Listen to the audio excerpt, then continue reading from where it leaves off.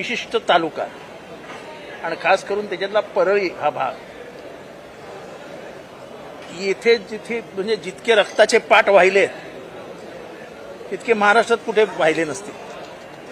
जितक्या हत्या तिथे झाल्या तितक्या महाराष्ट्रात कुठे झाल्या नसतील. आणि राजकीय वरदहस्तापोटी त्याची चौकशीही झालेली. चौकशी करणारी पण माणसं ह्यांची, मर्डर करणारी पण माणसं ह्यांची, आणि सत्ताधाऱ्यांचा पोलिसांवरती प्रचंड दबाव, त्यामुळे न्याय कुठे मिळालेलाच नाही. नशिबाने संतोष देशमुख या युवकाची हत्या झाली आणि लोकांनी तोंड उघडायला सुरुवात केली. आणि त्यामुळे पहिल्यांदा वाल्मिक कराड या क्रूर माणसाची, म्हणजे रामन राघवचा बाप आहे क्रूरतेने, पहिल्यांदा त्याचं नाव घेण्याची हिंमत लोकांनी दाखवली.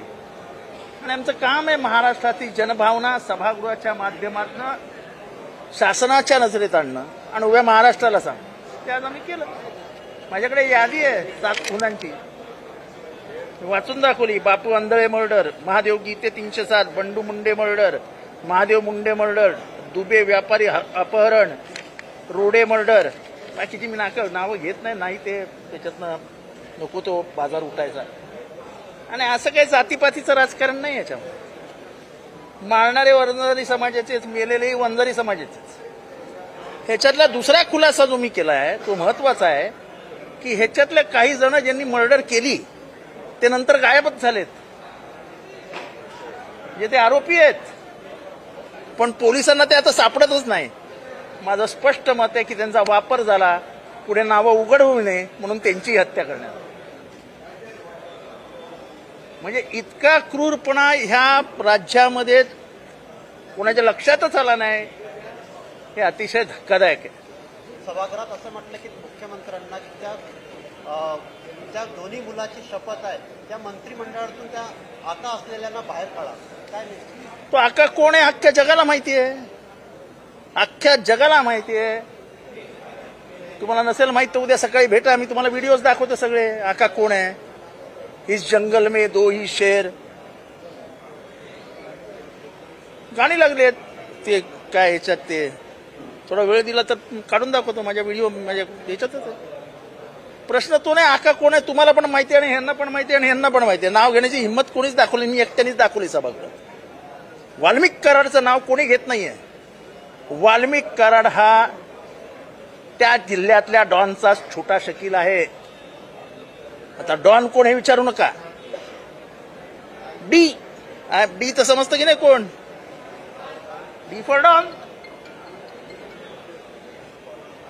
पण ज्या पद्धतीने हे सगळं केलं, त्या माणसाच्या अंगात 3 लिटर रक्त असतं. ते 3ही लिटर रक्त सोखा ते काय म्हणतात त्याचं साखळलं गेलं. त्याच्या बरगड्या तुटल्या, त्याच्या अंगावर WWF सारख्या उड्या मारल्या, त्याचं लिंग कापलं, पाणी पाजायचं म्हणून त्याच्या तोंडामध्ये लघवी केली, त्याचे दोन्ही हात तोडले, दोन्ही पाय गुडघ्यापासून तोडले. मी जेव्हापासून पेपर वाचायला शिकलो आहे तेव्हापासून एवढी क्रूर हत्या राजकीय क्षेत्रामध्ये झाल्याची माझ्या तरी आठवणीत आणि वाचण्यात आलेली नाही. आणि हा क्रूरपणा जर राजकीय वरदहस्तामुळे होणार असेल आणि तो माणूस सरकारमध्ये असणार असेल तर काय फायदा आहे. चौकशी कशाला करता. चौकशी सोडून द्या. आणि कुठल्या पोलिसांमार्फत चौकशी करता. ते पोलीस 307 मध्ये आरोपी करायला घाबरतात. आरोपी तर अटक करायला घाबरतात. तेच पोलीस ज्याचा मर्डर झालाय त्याच्या गावामध्ये त्याला घेऊन फिरतात, त्या आरोपींना.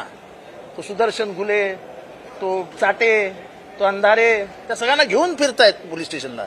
आणि मी स्पष्टपणाने सांगितले की पोलिसांनी आणि आरोपींनी मिळून संतोष देशमुखला मारलं. संतोष देशमुखला मारण्यात पोलिसांचा सर्वात मोठा हात आहे. आणि हे पण मी सांगतो की वाल्मिक कराड माझा जातीचा आहे, पण महाराष्ट्रात जातीपातीचा भिंत कधीच आड येता कामा नये. आपण शिवशाहू फुले आंबेडकरांचे विचार जेव्हा मांडतो त्या जातीपाती धर्माच्या पलीकडे जाऊन न्यायासाठी मांडतो. तिथे अत्याचार असेल तिथे आंबेडकर असतील. अत्याचाराविरुद्ध आंबेडकरांचे विचार घेऊन आपण समोर उभं राहिलं पाहिजे. या भावनेतनं मी उभा राहिलोय. वाल्मिक कराडला खुनात आरोपी केला पाहिजे. मागचे जेवढे खून आहेत तेवढे सगळ्यांची चौकशी झाली पाहिजे. ज्यांनी तक्रार केली आहे त्यांना परत बोलवून त्यांच्याकडनं फेर तक्रारीची नोंद झाली पाहिजे आणि सगळ्यांची चौकशी झाली पाहिजे आणि तीही सिटिंग जजकडनं. कारण का बीडमध्ये एकही पोलीस ऑफिसर हा त्या जिल्ह्यातले माजी पालकमंत्री याच्या विरोधात एकही गुन्ह्याची नोंद करत नाहीत. त्यांचं नावही कुठे घेत नाहीत आणि सगळे अधिकारी, तो ॲग्रिकल्चरचा असो, तो रेव्हेन्यूचा असो, तो पोलीसचा असो, हे सगळे अधिकारी हे त्या पालकमंत्र्याच्या सांगण्यावरनं त्यांची ट्रान्सफर त्या जिल्ह्यामध्ये होते. 300 हायवा एका दिवसात 300 हायवांची म्हणजे मातीचं कॅल्क्युलेशन करा. 15 टनाची एक हायवा असते. 300 म्हणजे किती झाले? 450. कुठे जाते एवढी रेती? आणि किती करोडो रुपये संध्याकाळपर्यंत जमा होत असतील. एवढा पैसा जर मिळत असेल तर 100 खून पचवतील हो. म्हणजे गॉडफादरच्या त्या कादंबरीपेक्षाही भयंकर असं काय ते पर्याय आहे. तर हा डॉन विटो कॉर्लियन कोण आहे याचा शोध घ्या आणि पहिल्यांदा हे राजकारणाचं होणारं गुन्हेगारीकरण थांबवा. हे सरकारची लाच काढणार आहे, सरकारचं वस्त्रहरण करणार आहे आणि पहिल्या 5 दिवसातच समोर आलंय सरकारचा रोडमॅप त्याच्यावरनं ठरणार आहे. जर तुम्ही आज कारवाई केली नाही तर त्या पोरांना, जे अनाथ झालेली पोरं आहेत त्यांना न्याय कोण देणार? त्या विधवेला न्याय कोण देणार आहे? पूर्ण महाराष्ट्रातल्या लाडक्या बहिणी बघतात डोळे उघडून की त्याचं तिचं कुंकू ज्याने पुसलंय त्याला हे धरणार आहेत की नाही. सर, खंडणी प्रकरणात गुन्हा दाखल झालाय परंतु अजून देखील वाल्मिक कराड फरार आहे. वाल्मिक कराड नागपुरात आहे. मी सांगतो तुम्हाला, वाल्मिक कराड नागपुरात आहे.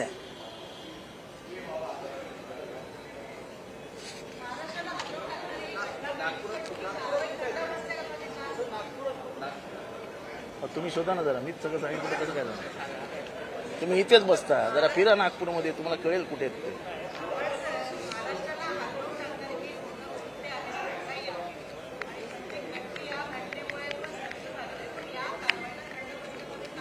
नाही पण त्याला राजकीय वरद असतंय. अहो, जो संतोष देशमुख मारले गेलाय, खरं तर मग तो नमिता मुंदडा यांचा भूताध्यक्ष आहे, बीजेपीचा कार्यकर्ता आहे. पक्ष अभिनिवेश बाजूला ठेवलाय आम्ही. अहो, माणुसकी आहे की नाही काही? अहो, त्याची बरगडी तुटून हृदयात गेली आहे. त्याच्या अंगावर नाचले मेल्यानंतर. अहो, त्याच्या सगळ्या अंगातलं रक्त ते असं घट्ट होतं ना, साखळलेलं म्हणतो आपण. एकदम असं लागलं की पटकन रक्त हे होतं ना आपलं, तसं झालंय. अहो, त्याचं लिंग कापलंय, त्याच्या तोंडात मुतलेत आणि त्याचा व्हिडिओ, त्याला मारत असतानाचा व्हिडिओ तो समोरचा माणूस बघत होता. व्हिडिओ बघणाऱ्याचं नाव वाल्मिक कराड.